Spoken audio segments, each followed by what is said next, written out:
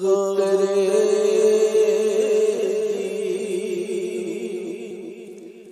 बाग तेरे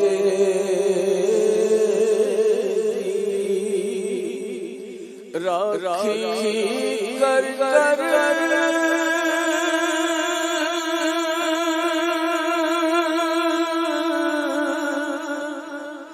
मैं सारी उम्र गुजारी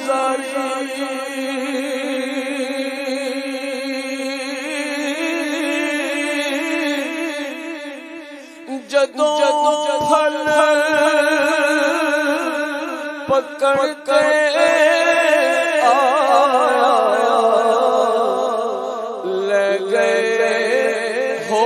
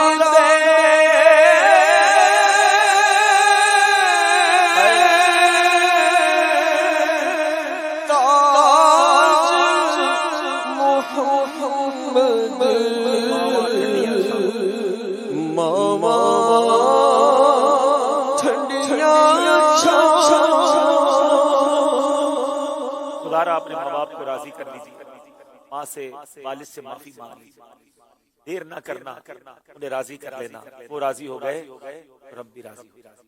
सल्लु अलल हबीब सल्लल्लाहु तआला अला मुहम्मद सल्लल्लाहु अलैहि वसल्लम। हमेशा से ये मौजू